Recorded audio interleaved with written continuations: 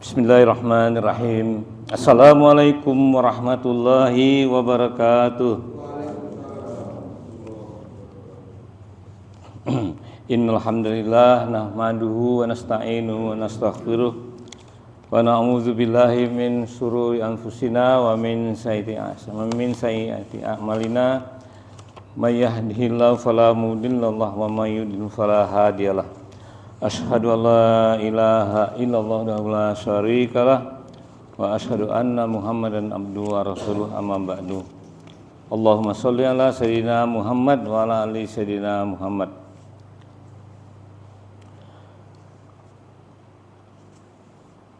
A'udzu billahi minasyaitonir rajim. Bismillahirrahmanirrahim. Ya ayyuhalladzina amanu taqullaha wal tanzur nafsum ma qaddamat lighad wattaqullaha innallaha khabirum bima ta'malun. Shadaqallahul azim. Jemaah salat subuh yang insyaallah dimuliakan Allah Subhanahu wa taala. Terlebih dahulu mari kita sama-sama memanjatkan puji syukur kehadirat Allah Subhanahu wa taala yang mana pada pagi hari ini kita telah sama-sama baru saja melaksanakan salah satu kewajiban kita, yakni sholat subuh secara berjamaah. Dan insya Allah ibadah yang barusan kita laksanakan tadi semoga diterima Allah Subhanahu wa taala. Amin ya rabbal alamin. Kemudian sholawat dan salam marilah kita sampaikan juga kepada junjungan kita, tauladan kita yang kita harapkan syafaatnya kelak di yaumil akhir, yaitu pada Nabi besar Muhammad sallallahu alaihi wasallam. Berikut juga pada keluarga, sahabat, dan insya Allah kita semua para umatnya yang senantiasa konsisten untuk tetap dapat melaksanakan risalah-risalahnya. Hadirin jamaah salat subuh yang insya Allah dimuliakan Allah Subhanahu wa taala. Pagi ini sambil menunggu waktu syuruk, kembali kita sama-sama berbincang tentang ayat-ayat ataupun hadis Rasulullah SAW yang pagi ini kebetulan ini digilirkan kepada saya kembali hari Sabtu ini, pekan kelima. Dan sebagaimana tadi ayat yang saya sampaikan dalam surat Al-Hasr ayat ke-18.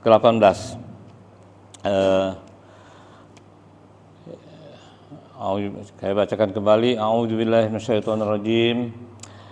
Ya ayyuhalladzina amanu taqullaha wal tanzur nafsum ma qaddamat lighad wattaqullaha innallaha khabirum bima ta'malun. Shadaqallahul azim. Artinya dalam surah ini terjemahannya, wahai orang-orang yang beriman, bertakwalah kepada Allah dan hendaklah setiap orang memperhatikan apa yang telah diperbuatnya untuk hari esok atau akhirat, dan bertakwalah kepada Allah. Sungguh Allah Maha teliti terhadap apa yang kamu kerjakan. Hadirin yang kami muliakan, ayat ini kalau di terjemahannya ini adalah mengajak pada orang-orang, ditujukan kepada orang yang beriman. Ya ayyuhalladzina amanu. Jadi mudah-mudahan kita yang termasuk golongan orang yang beriman, kalau kita menelaah ayat ini, mudah-mudahan kita mau melaksanakan apa kandungan dalam ayat ini. Nah, inti daripada di ayat surah Al-Hasr ayat ke-18 ini adalah mengajak diri kita untuk menjadi orang mampu menjadi apa ya, semacam kalau di perusahaan itu auditor. Ya, jadi menghitung, artinya menjadi orang yang mampu menjadikan diri kita menjadi orang yang mampu memuhasabah, memperbaiki hubungan kita, muhasabah ya, artinya menghitung apa yang akan kita lakukan dan apa yang kita persiapkan untuk hari akhirat. Muhasabah untuk memperbaiki diri kita dan tentunya untuk keluarga kita dan ya masyarakat kita mungkin. Jadi kita diajak dalam hal ini, dihimbau untuk menjadi orang-orang yang bisa orang yang beriman dan mampu muhasabah diri kita masing-masing. Muhasabah berasal dari kata bahasa Arab, artinya berasal dari kata hasib, yahsabu, hisab, yang artinya perhitungan. Sedangkan pengertian muhasabah ya ini upaya dalam melakukan introspeksi dan evaluasi terhadap diri sendiri dalam melihat aspek kebaikan dan keburukan kita.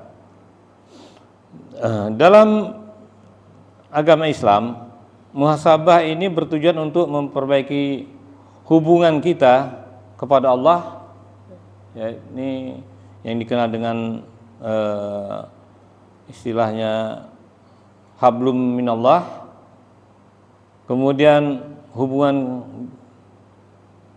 kita kepada sesama manusia, hablum minannas, serta kita jangan juga lupakan hubungan diri kita, hubungan dengan diri sendiri, hablum minan nafs. Jadi selain dengan menjaga hubungan kita kepada Allah secara vertikal, kemudian hubungan kita kepada manusia, sesama manusia, hablum minan nas, dan juga jangan lupa kita juga punya hubungan internal terhadap diri kita sendiri, hablum minan nafs, terhadap jiwa kita. Bagi seorang muslim,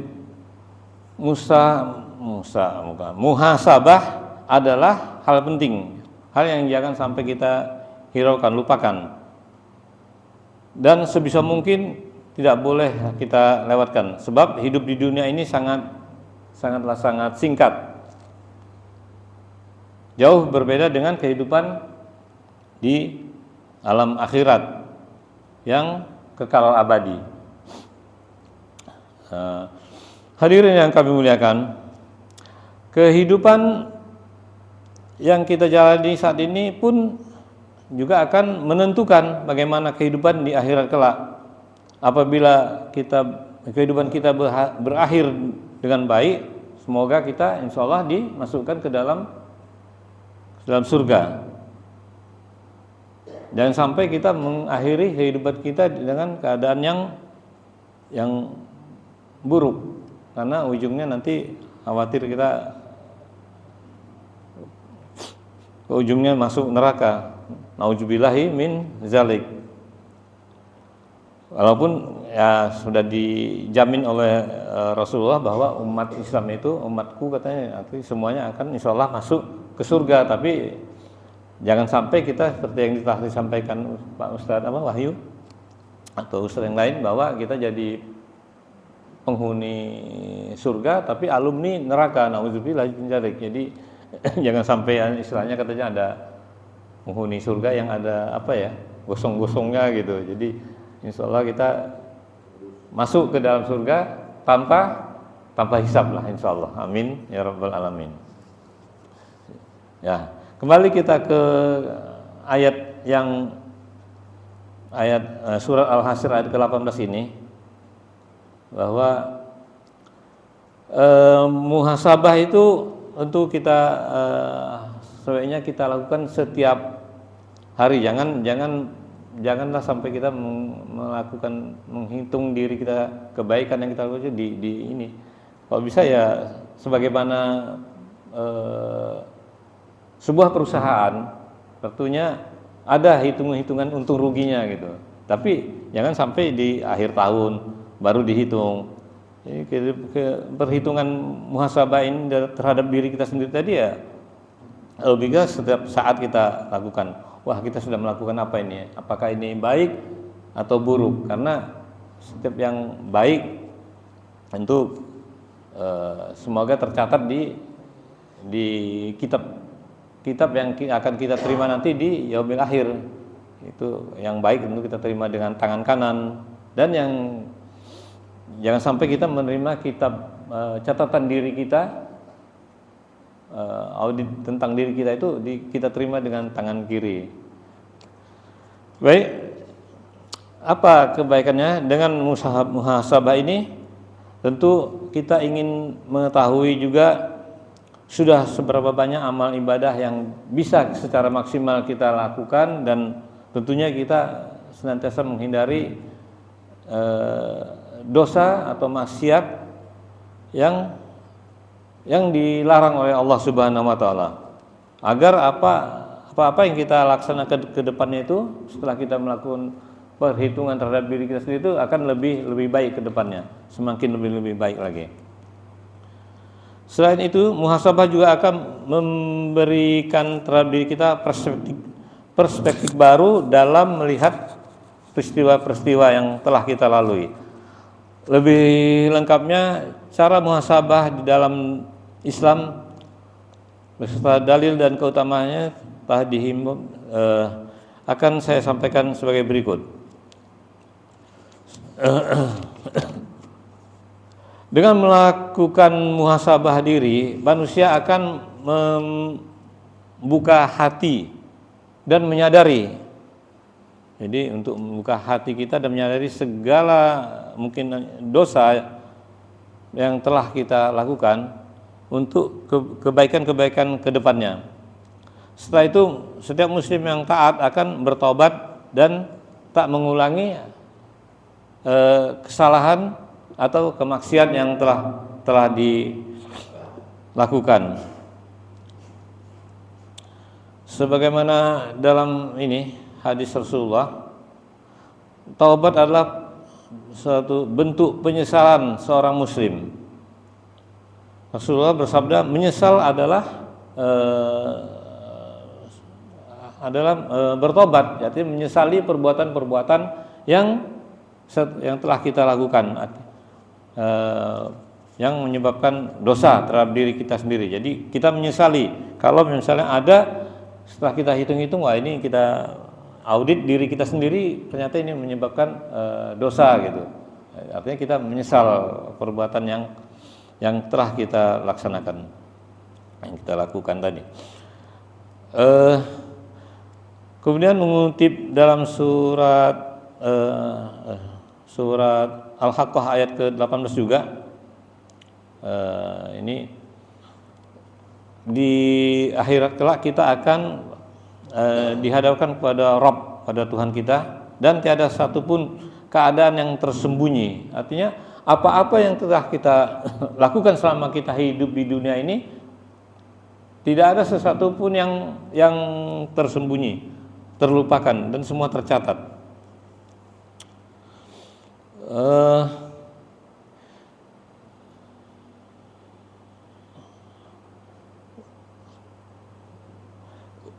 Umar bin Khattab, salah satu sahabat Rasulullah SAW yang telah dijamin, salah satu sahabat yang dijamin masuk surga, pernah mengatakan,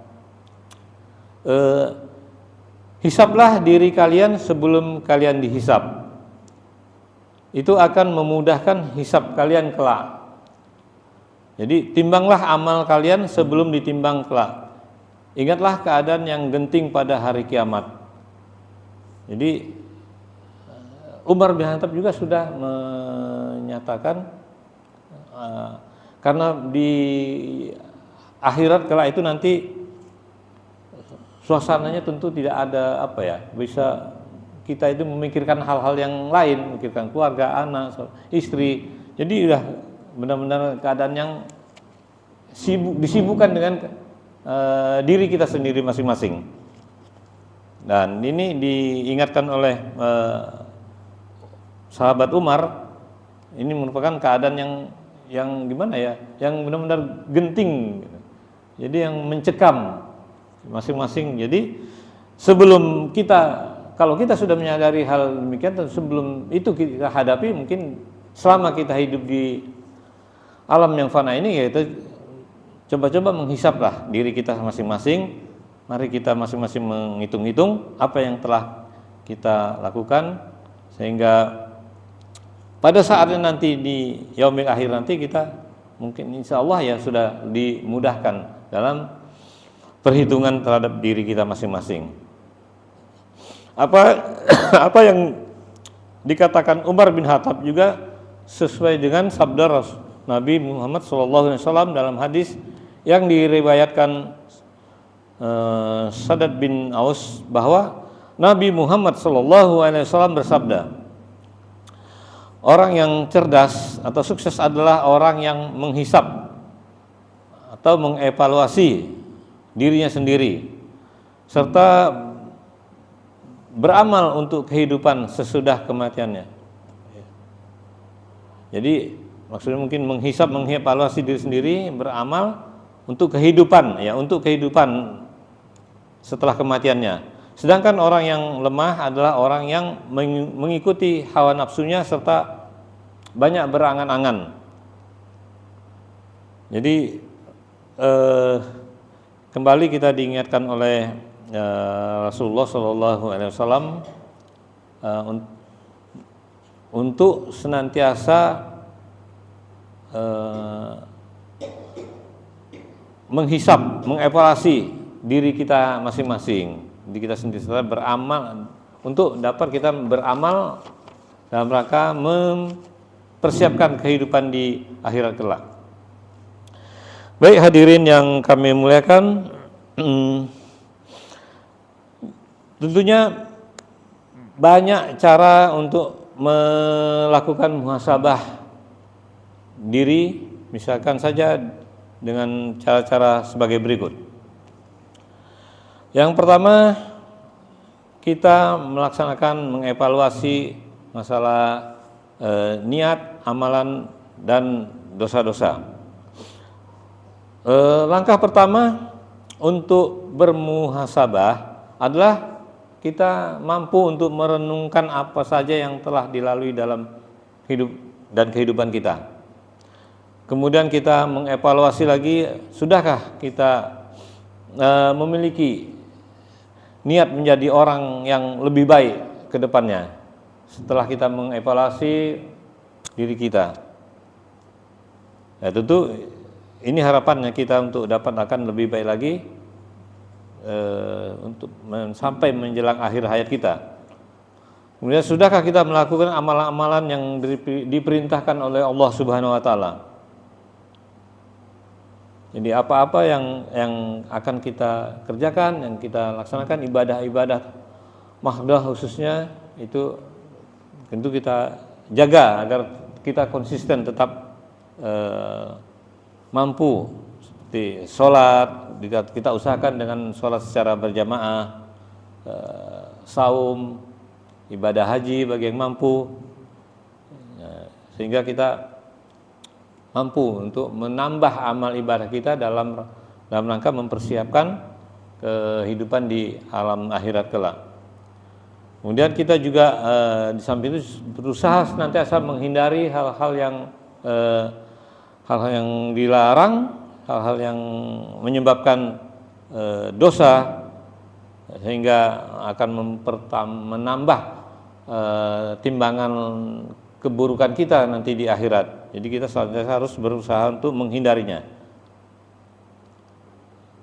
Setelah mengetahui jawabannya, kemudian kita niatkan untuk senantiasa lebih taat kepada Allah dan menghindari larangan-larangannya. Kemudian yang kedua, untuk melaksanakan muhasabah tadi pada diri kita, yakni dengan cara mendirikan sholat taubat. Ketika kita telah menyesali segala dosa yang pernah kita lakukan, maka kita juga disunahkan untuk bertobat sesudah kita sadar bahwa itu mungkin kita keliru, apakah kita misalnya berniaga yang pernah berprofesi sebagai pedagang, mungkin pernah melakukan kecurangan dalam bentuk sukatan, literan, timbangan. Nah, itu mungkin setelah itu keliru, itu salah, mungkin kita sadari, ya itu kita kembali bertobat, menyesal. Bertobat tadi bagaimana kata Rasul, bertobat karena menyesal, sehingga kita disunahkan juga untuk kalau kita sudah menyadari, kita melaksanakan sholat taubat. Tata cara sholat taubat itu sama umumnya seperti sholat biasa,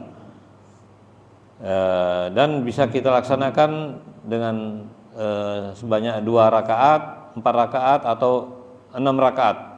Dan pada bagian sujud terakhir kita berdoa dan mengakui atas segala dosa yang telah kita lakukan, dan kita mohon ampunan Allah Subhanahu wa taala. Sebagaimana sabda Rasulullah sallallahu alaihi wasallam, yang paling dekat antara seorang hamba dengan Rabb-nya adalah ketika ia sujud, maka perbanyaklah doa ketika itu. Ya mungkin kadang-kadang saya kalau di depan pas saat giliran jadi imam di sujud terakhirnya itu kan kadang agak sedikit lebih lamanya daripada sujud yang di rakaat-rakaat yang sebelumnya gitu. Dan sujud terakhir itu agak lebih kita berdoa mungkin dalam hati kita, mohon ampunan, mohon ya Allah ampunilah segala dosa-dosa kami gitu. Sehingga itulah saat kita paling dekat sujud kita itu dengan Rabb kita, dengan Allah Subhanahu wa taala. Kemudian di samping itu kita setelah tadi mengevaluasi niat, kemudian kita mendirikan sholat taubat. Yang ketiga, bagaimana kadang-kadang kita lupa, kita mau menerima masukan dan saran dari orang lain. Jadi nasihatlah, baik dari ustadz, dari sahabat. Kadang-kadang ini jangan sampai kita sepelekan nasihat, masukan dari orang lain. Jadi bisa jadi ini pembuka juga bagi kita untuk mampu menjadikan diri kita lebih baik lagi. Kadang memang dalam kehidupan di dunia ini kita memang membutuhkan sahabat, orang lain untuk menyadarkan dari kesalahan-kesalahan yang telah kita perbuat. Dalam satu riwayat Imam Bukhari menceritakan kisah Umar bin Khattab yang memberi saran kepada Abu Bakar untuk mengumpulkan Al-Quran. Saat itu Abu Bakar sempat menolak dan bimbang dengan usulan dari sahabatnya Umar bin Khattab. Namun Umar meyakinkan bahwa hal itu adalah buat kebaikan. Hingga Abu Bakar pun berkata, Umar senantiasa memujukku untuk mengevaluasi pendapatku dalam permasalahan itu, sehingga Allah melapangkan hatiku. Dan aku pun berpendapat sebagaimana pendapat Umar. Akhirnya ya sekelas Abu Bakar saja yang sahabat terdekat Rasulullah itu butuh artinya saran dari sahabatnya seperti Umar bin Khattab. Nah, bagaimana lagi kita yang jauh dari Rasulullah, sahabat dan tabiin yang kita sudah sekian abad, 1400 tahun yang lalu, ya tentunya kita akan lebih lagi membutuhkan sahabat atau teman yang mampu mengingatkan kita apabila kita melakukan suatu perbuatan yang menyebabkan dosa, sehingga kita akan lebih baik lagi. Jadi tak hanya para sahabat saja, bahkan Rasulullah pun bersabda, sesungguhnya aku hanyalah manusia seperti kalian. Jadi Rasulullah sendiri itu menyatakan dirinya itu sama gitu dengan manusia yang lainnya gitu. Nah, sesungguhnya aku hanyalah manusia seperti kalian. Aku lupa sebagaimana kalian lupa, oleh karenanya ingatkanlah aku ketika diriku lupa. Nah, Rasulullah sendiri menyatakan dirinya sendiri manusia dan bisa lupa. Jadi memohon pada sahabat, teman atau apanya yang bisa mengingatkan beliau ketika lupa. Ya, jadi bagaimana lagi kita gitu. Lalu dalam hadis lain dijelaskan, jika Allah menghendaki kebaikan pada diri seseorang, maka Allah akan memberinya seorang pendamping atau pembantu yang jujur, yang akan mengingatkan jika dirinya lalai dan akan membantu jika dirinya ingat. Hadis riwayat Abu Dawud. Hadirin yang kami muliakan, setelah tadi masalah taubat dan masalah muhasabah dan cara-cara untuk melakukan muhasabah, kemudian tentu manfaat dari muhasabah yang kita lakukan. Tentunya ini ada manfaatnya bagi diri kita masing-masing setelah kita mau mengevaluasi, melakukan muhasabah terhadap diri kita. Beberapa keutamaan dalam manfaat yang akan didapat ketika kita melaksanakan atau melakukan muhasabah diri, antara lain pertama, dapat menghindarkan kita sebagai manusia dari sikap merasa paling suci, paling bersih. Sebagaimana dalam Quran surat An-Najm ayat ke-32 yang artinya, janganlah kamu mengatakan dirimu suci, dialah yang paling mengetahui tentang orang-orang yang bertakwa. Tentunya ini salah satu keutamaan kita setelah kita mau melaksanakan muhasabah terhadap diri kita, hingga kita tidak merasa diri kita itu paling suci, karena kita mau melihat apa yang kita telah lakukan, apa yang akan nanti ke depannya kita akan laksanakan.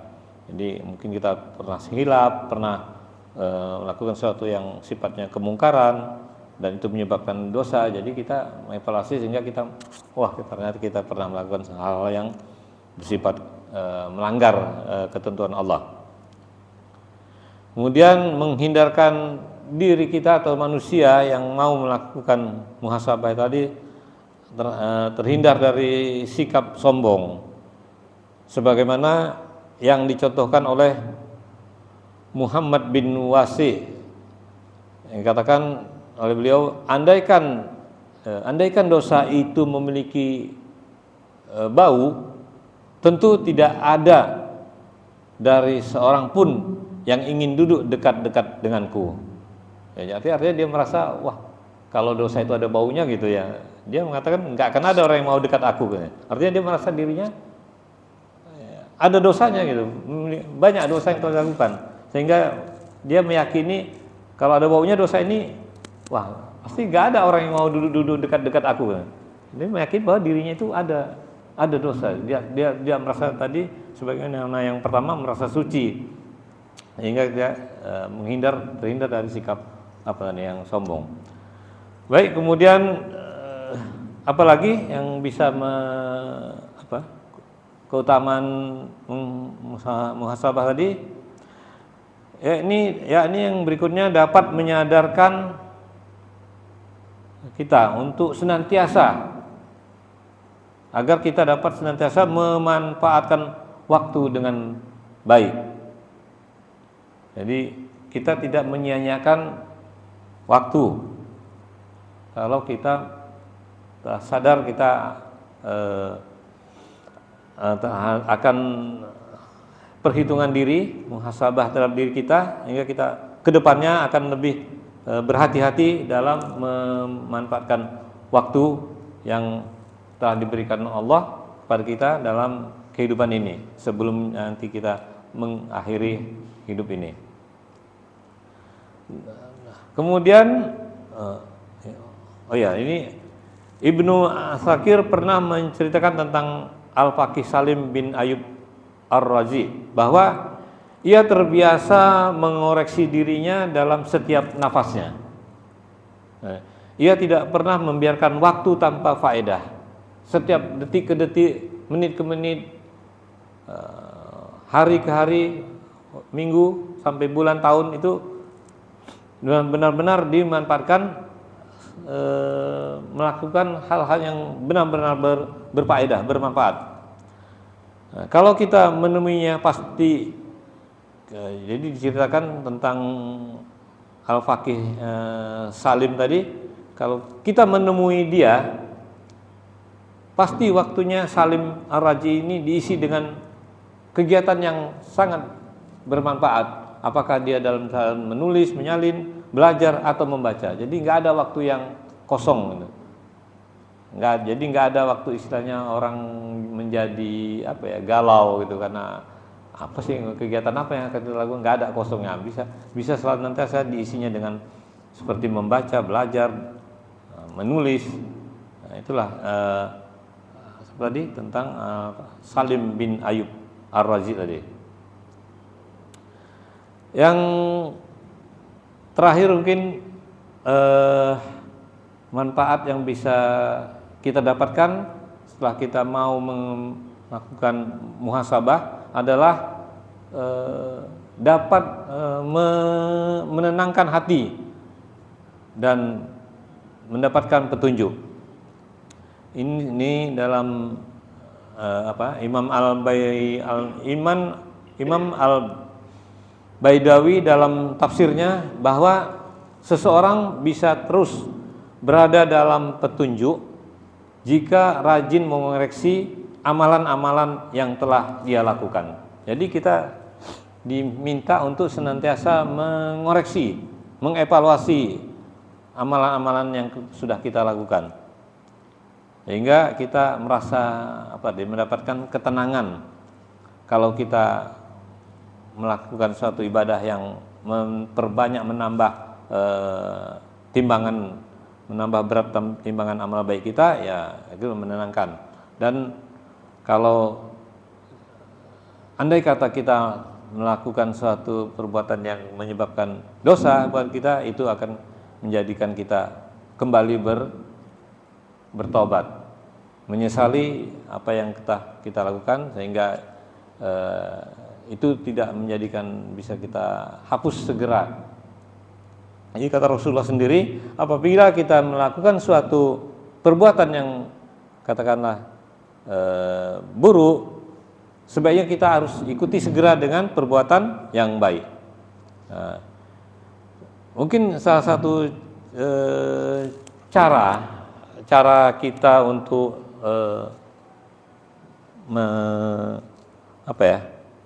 mengimbangi, membalanskan antar perbuatan yang baik, yang buruk dan baik.